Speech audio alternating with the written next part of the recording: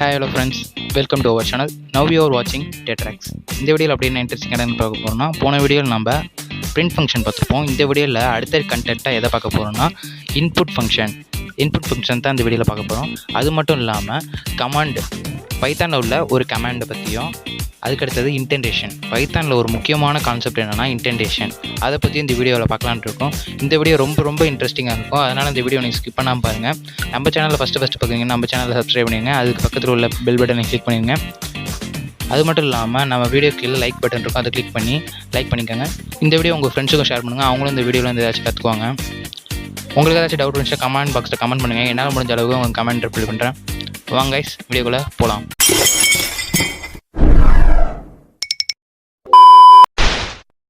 நான் வீடியோக்கு முன்னாடி சொன்ன மாதிரி இன்புட் ஃபங்க்ஷனை ஃபஸ்ட்டு பார்ப்போம். ஃபஸ்ட்டு இன்புட் ஃபங்க்ஷன் நான் சொல்லிக்கிறேன்.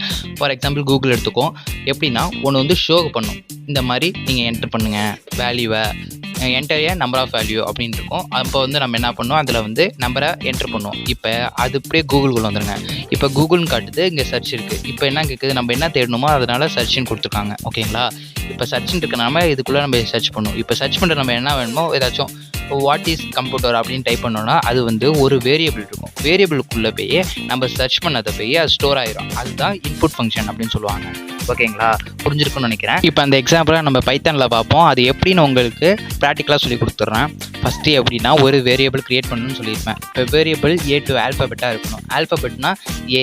இப்போ நம்ம ஆல்ஃபபெட்டில் முதல் லெட்டர் ஏ, எது வேணால் வச்சுக்கலாம். நான் ஏ சும்மா ஃபார் எக்ஸாம்பிளுக்கு நான் வந்து ஏவை யூஸ் பண்ணிக்கிறேன். ஏவை யூஸ் பண்ணிட்டேன். அடுத்தது வந்து என்னென்னா ஒரு ஈக்குவல் அசைன்மெண்ட் ஆப்ரேட்டர் சொல்லியிருப்பேன். அதுக்கு அசைன்மெண்ட் ஆப்ரேட்டர் ஈக்குவலை கொடுத்துக்கிறேன். ஈக்குவல் கொடுத்தாச்சு. அடுத்தது என்ன பண்ணணும்னா டேட்டா டைப்னு ஒன்று சொல்லியிருப்பேன். ஃபஸ்ட்டு டேட்டா டைப்னா உங்களுக்கு என்னன்னு சொல்லிடுறேன். டேட்டா டைப்னா என்னென்னா, இப்போ நம்ம கீபோர்டில் வந்து நம்பர் ஆஃப் கீஸ் இருக்கும். எப்படின்னா ஆல்ஃபபெட்டு 1 2 3 நம்ம நியூமெரிக்கு அது மாதிரிலாம் நிறையா வேர்ட்ஸ் நம்ம நிறையா கீஸ் இருக்கும். அதை வந்து நம்ம கம்பைலருக்கு வந்து புரிய வைக்கணும் இல்லையா? அதுக்காக நம்ம என்னென்னா டேட்டா டைப்னு ஒன்று கொண்டு வந்திருக்காங்க பைத்தானில். எல்லா ப்ரோக்ராமிங் லாங்குவேஜ்லேயும் இந்த ஒரு கான்செப்ட் இருக்கும், டேட்டா டைப்னு. பைத்தான்லேயும் அதே மாதிரி ஒரு கான்செப்ட் இருக்குது. எப்படின்னா இன்டீஜர், ஸ்ட்ரிங்கு, பூலியன் அது மாதிரிலாம் நிறையா அது இருக்குது. அதெல்லாம் பார்ப்போம் வர வீடியோவில். இப்போ நார்மலாக 2 கான்செப்ட் பார்ப்போம். ஃபஸ்ட்டு ஸ்ட்ரிங்கை பார்ப்போம், அடுத்தது ஃபஸ்ட்டு இன்டீஜரை பார்த்துக்கலாம், அடுத்தது ஸ்ட்ரிங்கை பற்றி பார்த்துக்கலாம். இப்போ நம்ம இன்டீஜரை பார்த்துக்கலாம். ஓகேங்களா? இப்போ இன்டீஜருக்கு என்ன பண்ணணும்னா, இன்டீஜருக்கு டேட்டா டைப் என்னன்னா INT இன்ட்டு அப்படின்னு போட்டுக்கணும். இப்போ இன்டீஜர்னு டைப் பண்ணிட்டேன். அடுத்தது வந்து நம்ம பிரிண்ட் ஃபங்க்ஷனை பார்த்துருப்பீங்க. பிரிண்ட் ஃபங்க்ஷன் என்ன கொடுத்துருவோம், இது செப்பரேட் பண்ணுறதுக்கு ஒரு கேர்லி பிரேஸ் கொடுத்துருப்போம். ஒரு கேர்லி பிரேஸ் கொடுத்தாச்சு. மறுபடியும் இது என்ன ஃபங்க்ஷன், இன்புட் ஃபங்க்ஷன். அதனால இன்புட் அப்படின்னு டைப் பண்ணணும். INPUT இன்புட் அப்படின்னு டைப் பண்ணிட்டேன். அடுத்தது மறுபடியும் இதை செப்பரேட் பண்ணணும். ஓகேங்களா? செப்பரேட் பண்ணிட்டேன். அடுத்தது இப்போ இதுதான் முக்கியமான கான்செப்ட் பார்த்துக்கோங்க. இப்போ டபுள் கொட்டேஷன் கொடுக்குறேன். டபுள் கொட்டேஷனில் கொடுத்தா, நான் இந்த போன வீடியோவில் சொல்லியிருப்பேன், டபுள் கொட்டேஷனில் அது பக்கத்தில் டபுள் கொட்டேஷனுக்குள்ளே எதை கொடுத்தாலும் அது வந்து டிஸ்பிளேயில் வந்து ஷோ ஆகும் அப்படின்னு சொல்லியிருப்பேன். அப்போ இதுலேயும் அப்படி தான், டபுள் கொட்டேஷனுக்குள்ளே எதை கொடுத்தாலும் அது அப்படியே டிஸ்பிளேயில் ஷோ ஆகும். இப்போ கூகுள்குள்ளே வந்திருப்போம்ல, நம்ம கூகுள்குள்ளே வந்திருக்கப்ப இப்போ சர்ச்சின்னு கொடுத்துருக்கோம். சர்ச்சின்னு அதை காட்டுச்சுல, அதே கான்செப்ட் தான் இதில். இப்போ நம்ம அதுக்குள்ளே எதை கொடுத்தாலும், இப்போ சர்ச்சு, அதுக்காக நான் சும்மா சர்ச்சின்னு டைப் பண்ணிக்கிறேன். SEARCH சர்ச்சின்னு டைப் பண்ணிட்டேன். ஓகேங்களா? அதில் உள்ள மாதிரியே பண்ணி வந்துருச்சு. பார்த்தீங்களா? சர்ச்சின்னு காட்டுச்சுல, அதுக்காக இப்போ சர்ச்சின்னு நானும் கொடுத்துருக்கேன். அடுத்தது டபுள் அந்த கேர்லி பிரேஸை க்ளோஸ் பண்ணிக்கலாம். ஒரு கேர்லி பிரேஸை க்ளோஸ் பண்ணியாச்சு. அடுத்த கேர்லி பிரேஸ் 2 கேர்லி பிரேஸ் கொடுத்துருக்கேன். அதனால் ஒன்று மூடிட்டேன், இன்னொன்று மூடணும்ல, அதுக்காக இன்னொரு கேர்லி பிரேஸ் மூடியாச்சு. இப்போ ஃபைலை சேவ் பண்ணிக்கலாம். இப்போ ஃபைல் நேம் ஏதாச்சும் PP 2P போட்டேன். சேவ் கொடுத்துறேன். ஆல்ரெடி இருக்குது போல், அதனால் நேமை மாற்றிக்கலாம்.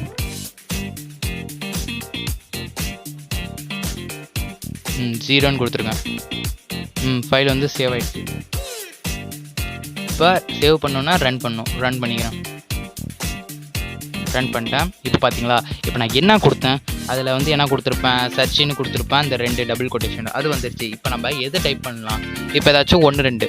இப்போ நான் இன்டிஜர்னு கொடுத்துருக்கேன். அப்போ இன்டிஜர்னா 1 2 3 தான் டைப் பண்ணணும். இப்போ ஸ்ட்ரிங்கை டைப் பண்ணிங்கன்னா அது வந்து எரர் காட்ட ஆரம்பிச்சிடும். ஓகேவா? அதையும் நல்லா அந்த கான்செப்ட்லாம் தெரிஞ்சுக்கணும். இப்போ நான் 1 2 அப்படின்னு டைப் பண்ணிக்கிறேன். அது வந்து எதில் போய் ஸ்டோர் ஆகும், ஏங்கிற வேரியபிளில் போய் ஸ்டோர் ஆகும். இப்போ நான் 1 2ன்னு டைப் பண்ணிட்டேன். அவ்வளோதான், முடிஞ்சு. இப்போ நம்ம சர்ச்னு கொடுத்துருக்கோம், அது வேல்யூ வந்து எதில் போய் ஸ்டோர் ஆகிருக்குன்னா அந்த வேரியபிள் ஏல வந்து ஸ்டோர் ஆகிருக்கு. புரிஞ்சிருக்கும்னு நினைக்கிறேன். இப்போ மறுபடியும் ஃபைல்குள்ளே வந்துடலாம். இந்த கான்செப்ட் ஒன்று, இன்னொரு கான்செப்ட் பார்ப்போம். இப்போ ஸ்ட்ரிங்கை வச்சு பார்ப்போம். ஸ்ட்ரிங்கு இப்போ இன்டிஜர் வச்சு பார்த்தாச்சு. இப்போ ஸ்ட்ரிங்கு, அப்போ ஸ்ட்ரிங்னா என்ன பண்ணணும்? இப்போ நார்மலாக ஸ்ட்ரிங்குக்கு வந்து ஒரு டேட்டா டைப்பும் இல்லை, நார்மலாகவே இன்புட்டில் வந்து ஸ்ட்ரிங்குக்கு வந்து நார்மலாக விட்டாலே போதும், ஸ்ட்ரிங் டேட்டா டைப் ஆகிரும். ஓகேங்களா?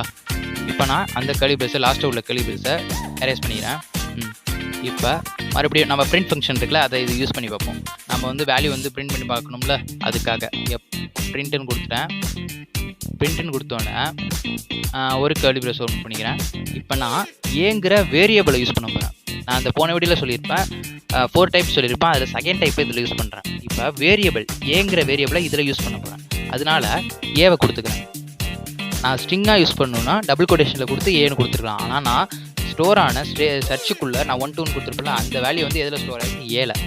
அந்த ஏ வந்து பிரிண்ட்டில் கொடுக்குறப்ப இந்த 12 வந்து என்ன ஆகணும்னா நம்மளுக்கு வந்து ஷோ ஆகணும். அதுக்காக நம்ம என்னென்னா டபுள் கொட்டேஷன் கொடுக்கக்கூடாது. டபுள் கொட்டேஷன் கொடுத்தா ஏ மட்டும் தான் ஷோ ஆகும்.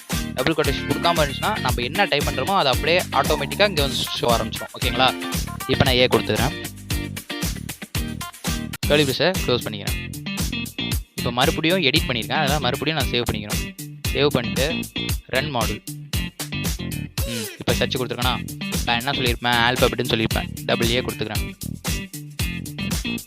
ஏன்னு வந்து ஸ்டோர் ஆகிடுச்சு. அவ்வளோதான். ஃபஸ்ட்டு கமெண்ட் என்னன்னு சொல்லியிருக்கேன். இப்போ பெரிய ப்ரோக்ராமர் எப்படின்னா ஒரு 1000 நம்பர் லைன் கோடை வந்து டைப் பண்ணுவாங்க. அவங்களுக்கு வந்து ஃபஸ்ட்டு கம்பைல் பண்ணுறப்ப கம்பைல்னா அந்த கோடு வந்து எக்ஸிக்யூட் ஆகுறது. ஓகேங்களா?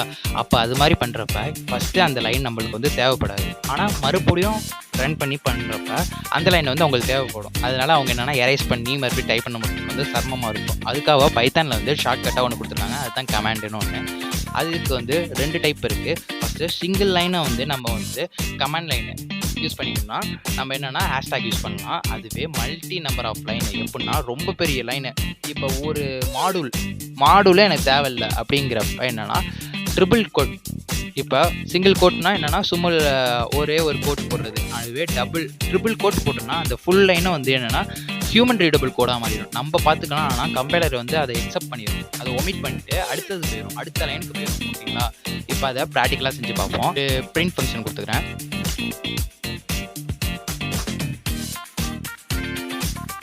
பிரிண்ட் ஃபங்க்ஷன் கொடுத்துட்டேன். இப்போ என்னென்னா ஒரு கர்லி பிரேஸ் கொடுத்துட்டு டபுள் கொட்டேஷன் கொடுத்துக்கிறேன். இப்போ ஏதாச்சும் ஒரு டைப் பண்ணிக்கிறேன். COOL கூல்னு டைப் பண்ணிட்டு இப்போ டபுள் கோட்டை க்ளோஸ் பண்ணிட்டேன். இப்போ மறுபடியும் கர்லி பிரேஸை க்ளோஸ் பண்ணிட்டேன். இப்போ சேவ் பண்ணிக்கிறேன். ஏன்னா நான் எடிட் பண்ணியிருக்கேன் அந்த ஃபைலை, அதனால மறுபடியும் சேவ் பண்ணிக்கிறேன். சேவ் பண்ணிட்டு ரன் பண்ணுறேன். ரன் பண்ணிட்டேன்னா இப்போ அவுட்புட்டில் என்ன இருக்குது? கூல்னு அவுட்புட் ஷோ ஆகிருக்கு. இதுவே நான் கமெண்ட் யூஸ் பண்ணுறேன். கமெண்ட்னா என்னென்னு முதல்ல தெரிஞ்சுக்கோங்க. ஹியூமன் ரீடபிள் கோடு, அதுக்கு இன்னொரு நேம் வந்து ஹியூமன் ரீடபிள் கோடு. ஓகேங்களா? இப்போ மறுபடியும் நான் என்ன பண்ணுறேன்னா கமெண்ட் யூஸ் பண்ணுறேன். கமெண்டில் வந்து 2 டைப் இருக்குன்னு சொல்லியிருப்பேன். ஒரு சிங்கிள் லைனை வந்து நம்ம ஹைட் பண்ணணுன்னா நம்ம என்னென்னா ஹேஷ்டாக் யூஸ் பண்ணணுன்னா ஃபஸ்ட்டு ஹேஷ்டாக் நம்ம யூஸ் பண்ணி பார்த்துக்கலாம். ஃபஸ்ட்டு ஹேஷ்டாக் யூஸ் பண்ணிக்கலாம். இப்போ நான் ஹேஷ்டாக் யூஸ் பண்ணிட்டேன். அதை பார்த்தீங்களா ரெட் கலர் வந்து ஷோ ஆகுது. இப்போ நம்ம அந்த லைனை நம்ம எடிட் பண்ணியிருக்கோம், அதனால் மறுபடியும் சேவ் பண்ணிக்கிறேன்.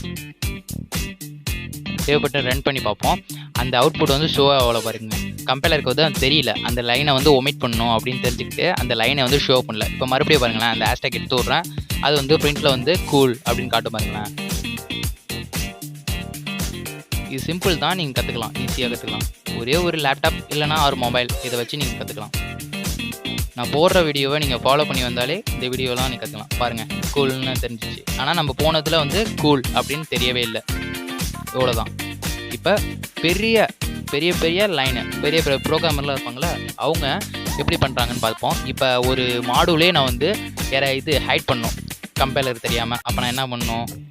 ட்ரிபிள் கோட்டு யூஸ் பண்ணணும். செகண்ட் டைப்பை பார்ப்போம். இப்போ நான் வேறு டைப் பண்ண வேணாம், அதையே நம்ம காப்பி பண்ணிக்கலாம். காப்பி பண்ணி பேஸ்ட் பண்ணி பார்த்துக்கலாம். ஓகேங்களா?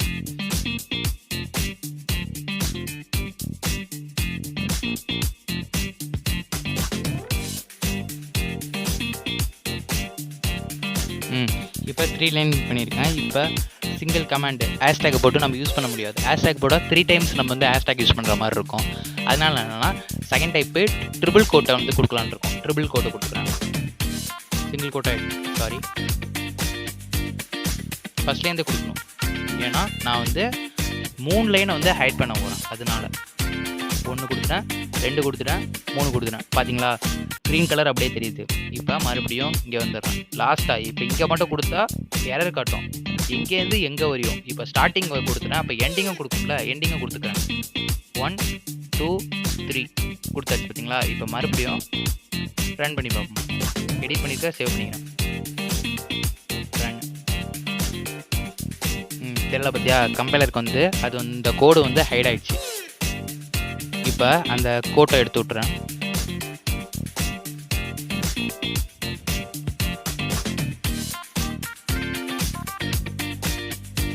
இப்போ கோடை எடுத்து விட்டேன். இப்போ எடிட் பண்ணியிருக்கேன், மறுபடியும் சேவ் பண்ணிக்கிறேன். பாருங்கள் கூல்னு டைப் ஆகிருக்கு. முன்னாடி நான் வந்து கோட் போட்டதுனால அந்த இது வந்து ஹைட் ஆகிடுச்சு. இப்போ தெரிஞ்சிருக்கு பார்த்தீங்களா, அவ்வளோதான். இப்போ கமாண்டை பிடிச்சாச்சு. இப்போ உங்களுக்கு புரிஞ்சிருக்கும்னு நினைக்கிறேன் கமாண்ட் எப்படின்னு. வீடியோக்கு முன்னாடி சொன்னபடி இன்டென்டேஷன் பற்றி பார்ப்போம். இன்டென்டேஷனுக்கு தமிழில் என்ன மீனிங்னா உள்தள்ளுதல்னு ஒரு மீனிங்கு. இன்டென்டேஷன் அப்படின்னா 4 ஸ்பேஸ் சேர்ந்தது ஒரு டேபா, அதுதான் ஒரு டேபை தான் இன்டென்டேஷன் அப்படின்னு சொல்லுவாங்க. இன்டென்டேஷன் நம்ம எதுக்கெலாம் யூஸ் பண்ணோம்னா இப்போ ஃபங்க்ஷன், மாடியூல்ஸு, கிளாஸு அந்த மாதிரிலாம் உள்ள செப்பரேட் பண்ணுறதுக்காக இன்டென்டேஷன் யூஸ் பண்ணாங்க. இது சும்மா பேசிக்காக இன்டென்டேஷன் என்னென்னு தெரிஞ்சுக்காங்க. அடுத்த வர வீடியோவில் நம்ம என்னென்ன இன்டென்டேஷனை பற்றி பார்ப்போம். அவ்வளோதாங்க. இந்த வீடியோ இதோட முடிச்சேன் நினைக்கிறேன். ஏன்னா ரொம்ப லென்த்தாக போச்சுன்னா போர் அடிச்சு போயிடும். அதனால தான் அடுத்த வீடியோட இன்ட்ரெஸ்டிங்கான கண்டென்ட் கொண்டு வரேன். நம்ம வீடியோ முதல்ல பார்க்குறீங்கன்னா நம்ம சேனலை சப்ஸ்கிரைப் பண்ணிங்க, பக்கத்தில் உள்ள பெல் பட்டனை கிளிக் பண்ணுங்கள். அதுக்கு முன்னாடி நம்ம சேனலை கீழே லைக் பட்டன் இருக்கும், அதையும் கிளிக் பண்ணிக்கோங்க. உங்களுக்கு ஏதாச்சும் டவுட் இருந்துச்சுன்னா கமெண்ட் பாக்ஸில் கமெண்ட் பண்ணுங்கள். என்ன முடிஞ்சவங்க கமெண்ட் ரிப்ளை பண்ணலாம். இந்த வீடியோ உங்கள் ஃப்ரெண்ட்ஸுக்கும் ஷேர் பண்ணுங்கள். அவங்களும் இந்த வீடியோ வந்து ஏதாச்சும் கற்றுப்பாங்க. தேங்க்யூ ஃபார் வாட்சிங். Bye for every one.